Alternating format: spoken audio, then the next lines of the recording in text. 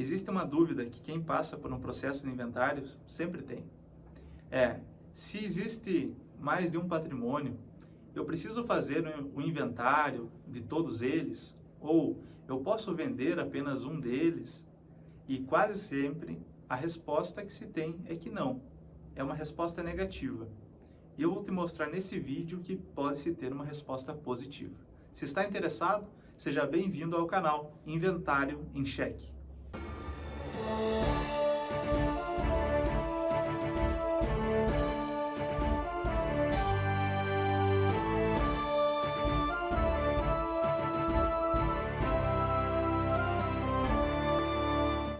Olá, cidadão! Eu sou o Leonardo de Bortoli de Paula, sou advogado, especialista em Direito de Família e Sucessões, acadêmico em Filosofia, e você está no canal Inventário em Cheque, o maior canal de Direito de Família e Sucessões. No vídeo de hoje vamos abordar sobre uma grande temática, se existe a possibilidade de se inventariar, de se fazer a venda de apenas um dos bens da herança deixados pela pessoa falecida. É uma dúvida bastante comum. A princípio, se tem um pensamento negativo nessa ordem. Por quê? Porque lá no artigo 1793, parágrafo 2º, e eu vou me socorrer agora ao código, ele diz o seguinte: é ineficaz a cessão seria a venda. Cessão de direitos hereditários, só para abrir um leve parênteses, é o ato pelo qual, é um ato público, se faz no tabelionato, tem que ser no tabelionato, dependendo do regime de bens, precisa da autorização do cônjuge ou da companheira, mas é o ato pelo qual se vende, se doa um patrimônio, a sua cota parte da herança para alguém, para um terceiro fora, a princípio pode ser também dentro da herança, mas é o ato pelo qual você transfere a sua parte da herança. E ali, nesse artigo, ele vai dizer o seguinte: é ineficaz a cessão pelo coerdeiro ou um dos herdeiros de seu direito hereditário sobre qualquer bem da herança, considerado singularmente. O que isso significa? Isso significa que, digamos que foi deixado um patrimônio por um falecido, ele deixou 3 filhos e esse patrimônio é de 5 apartamentos. Vamos considerar, vou tirar aqui um lápis para ter a contagem correta. Vamos considerar que cada lápis significa um dos patrimônios.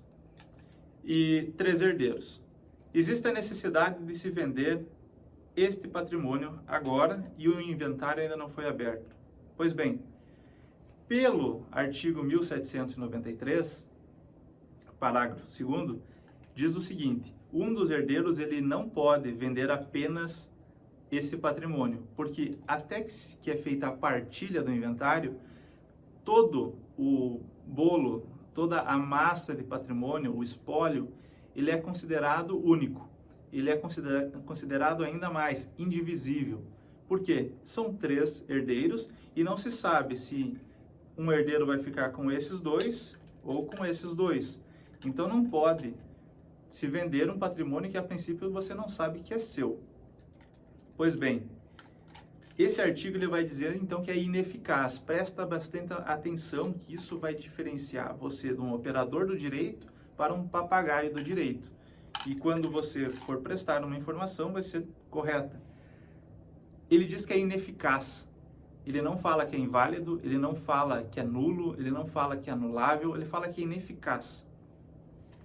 Ou seja, se porventura numa partilha existe uma compra e venda, existe um negócio entre um herdeiro e um terceiro, em que se vende o lápis roxo. Esta é uma cor roxa, tá? É ineficaz, ou seja, não vai produzir os efeitos. Porém, se lá na partilha couber a essa pessoa, a esse herdeiro que vendeu a parte do patrimônio roxo, ela vai se fazer eficaz.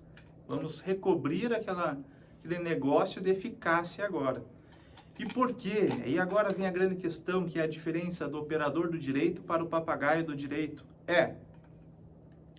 Por que existe esse artigo no Código Civil? Exatamente para que um dos herdeiros não venda o patrimônio sem autorização dos demais. Significa que se você pedir autorização dos demais e todos os herdeiros concordarem, é possível se fazer o inventário apenas de um dos bens, é possível se fazer a cessão de direitos hereditários de só um dos bens para um terceiro, ou seja, essa possibilidade existe. Por que precisamos ter cuidado para ter também a autorização dos demais herdeiros, para não resbalar numa eventual sonegação de bens? E mais um ponto que é fundamental, presta bastante atenção aqui agora. Você vai precisar também ir até o registro de imóveis e verificar lá se o pensamento do registrador é desta corrente. Porque, como eu te falei, existem dois posicionamentos, dois pensamentos. E aí vai depender também do registrador, senão ele vai impugnar o registro. Pois bem, este foi o vídeo, eu agradeço a sua atenção até agora. Se não é inscrito, considere se inscrever. Eu fiz um vídeo que fala do passo a passo para se fazer um processo de inventário. Eu vou deixar o link aqui no final do vídeo. Aquele abraço, adeus!